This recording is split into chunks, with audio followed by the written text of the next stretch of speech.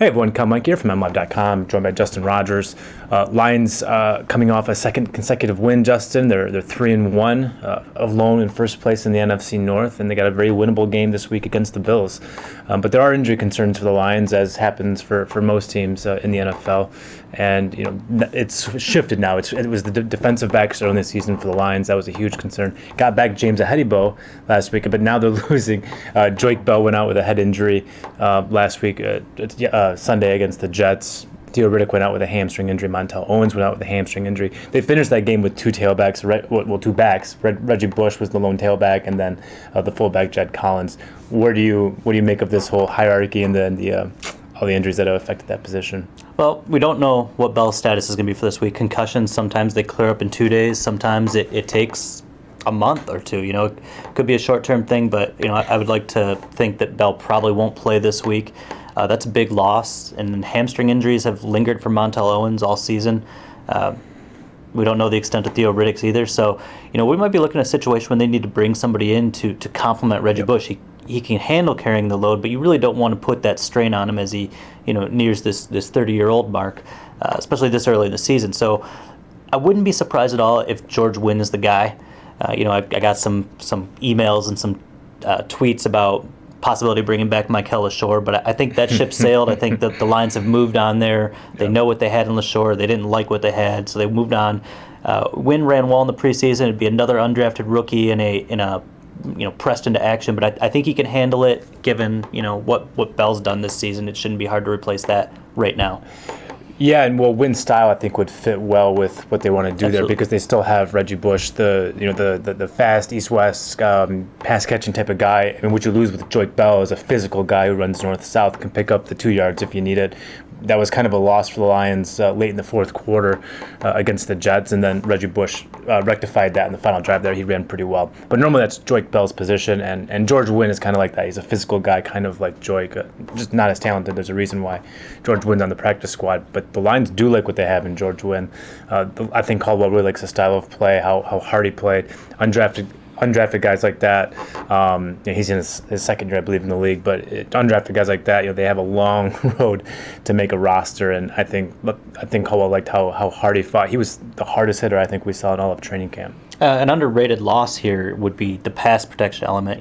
Theo Riddick and Bell are the better of the two backs in terms of pass pro. The Lions have really struggled in that area. They need that chipper on the blocks. It's not a strength of Reggie Bush by any means. They played Jed Collins a lot against the Jets, and I think if Bell can't go, I think you'll see a heavy dose of Jed Collins in there, just more for the protection aspect more than anything else. Sure, he can be a lead blocker, and he can even offer something on the offensive side in terms of targets and carries, but more than anything, I think they need to make sure Matthew Stafford stops taking the beating he's taken. For sure. Flipping it around to the defense. Defense played exceptionally well, I thought, against the Jets. Gave up 71 yards on that first drive, and then really put the clamps down on what New York wanted to do. Really harassed Smith into a couple of late mistakes. 5 consecutive 3-and-outs in the first half. You have to be really impressed with what. I'm really impressed with Terrell Austin and what he's been able to do with the game planning, and this is not the defense that he thought he was going to be running, the personnel anyway that he thought he was going to be running just a matter of weeks ago. What they prepped throughout the whole offseason, it's all changed, at least in terms of personnel, and yet he's still been able to adapt and react to the personnel that is available to him. He's crafted a really unique game plans. We saw that against the Jets with basically 2 nickel packages. One was kind of a jumbo package with a bigger guy coming down to defend what the Jets want to do in the run game, and then also a smaller nickel package for passing sets, and it was effective. Yeah, we got to see what the Lions brought in james-ihedigbo instantaneously. He was a great downhill bringing pressure on the pass rush, filling the run lanes and dropping backs, perfectly executed what they expected out of him. But his injury, opened the door for Issa Abdul-Quddus to develop, and to the point where the Lions are maintaining a role for him in this offense. So we talked about the defensive backs being, a weakness with all the injuries problems they've had. And now they've got a little bit of depth at a spot they didn't have before. It's allowed Glover Quinn to come down and play some nickel, where he's played in the past in Houston, can cover very well, and have a variety of base packages now with Ashley Palmer, Danny Gore, and Quinn and fill in the nickel role until they get back Carey and Cassius Vaughn, and then you've got even more depth. Injuries are obviously difficult on the team, but if there's a silver lining, you nailed it. It's that Issa Abdul Quddus is now a club in the Lions' bag that they didn't have before, or they didn't know they had. That he was not a guy. He was brought in for special teams. John Bonamago loved what he did down in New Orleans, and that's why he was brought in, was because of what he could do on special teams. And now he's becoming a regular component of the defense. Does some really nice things in space, and that's just someone the Lions didn't anticipate having. And that can be something that's very useful down the stretch if there are more injury concerns with Ihedigbo or Quinn. It just provides a layer of depth for this playoff push that appears the Lions will be making. Yeah.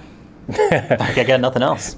It wouldn't be a complete video, I think, if we didn't talk about Ndamukong Suh, at least briefly. That's going to be a story this week, whether people like it or not. I know some fans are sick of the storyline, but he's your star defensive player. There are reports out there that he likely will not be with the team next year, that he wants to play in New York. And so that's out there, and the team is refusing to talk about it. Ndamukong Suh did not respond to a reporter at MetLife Stadium who was asking him about it. And so that's just something that's going to linger this week. And whenever Suh talks, whether it's probably Wednesday, but maybe Thursday, it's going to come back up again, because this is a huge story, and that he's this team's best defensive player, and there's a chance he won't be playing for the team in 2015. I don't think there were any groundbreaking facts in the report. I guess the assignment of where he wanted to play was moderately interesting, but the moment the Lions tabled the contracts, they opened the door for 31 other teams to compete for his services. The chances of the team re-signing him went down, so of course they're preparing for him to leave. A front office's responsibility is to prepare for all possible options, and right now, at best, Suh's a 50-50 proposition of returning. So there you go. Now you want to re-sign your best player, but you've tabled the contracts till the offseason. So as far as I'm concerned, this story really dies until the offseason. For me, this isn't an average reporter or something reporting a rumor that he's heard or something. Schefter is the guy who reported it from ESPN, is solid. I don't think he reports that if there isn't something really to it. It goes beyond the normal. Well, we'll prepare for all possible scenarios. It seems from the Schefter report that the Lions believe at this point Suh is most likely not to play for them next year. That to me is that's a change in narrative, and that's something that spins the story forward. Well, he does have a pre-existing relationship with Tom LeWan, so that could be a possible source.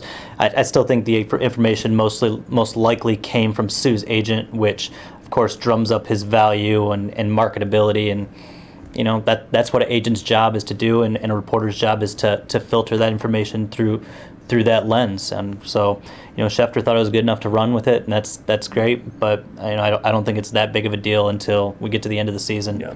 I don't think it's nothing I didn't expect, but at the same time, it's something that's definitely worth talking about, worth reporting, because he's your best player, and now it looks like he doesn't want to be here, even though he says he wants to be here. I think at the end of the day, really though, we were just talking off camera about this with some other reporters. At the end of the day, I think Ndamukong Suh takes the largest contract that's on the table to him, whether that's in Detroit or New York or in Montreal. Yeah, well, I've always said that. It's always been about money. It's these guys, their careers are so short, the earning potential is so short. They're going to take the most money, and it's not just the 5-year, $100 million contract. It's the guaranteed money that's put up front. That's what really locks a player in. So, the team that wants to get Suh is going to have to offer up a big chunk of guaranteed money. Real quick, here we're getting kind of long, but real quick, putting you on the spot. Would you resign Suh at 14.5 per year? Absolutely. 15? Yep. 15.5? I mean, I think the way the cap's going up, and it wouldn't be J.J. Watt money. It would be somewhere in between that and what Geno Atkins signed for in Cincinnati last year. So yeah, you're probably looking in that ballpark of 15 to 16 million a year. I'm with you, and I would pay it too. He's your best player. He's the nucleus of your defense, and everything starts to wither away if he's out of there. I mean, everything just pulls toward him in that defense in terms of what the Lions like to do, in terms of what the offenses do to combat him. It's all on him. He's so great, and he still produces even with all that attention. You lose him, and your whole defense becomes instantly worse. I would definitely pay it. That's what we got. We just talked a lot. We're going to go take a nap or something. For Justin Rogers, I'm Kyle Meinke. We are MLive. Keep it right here.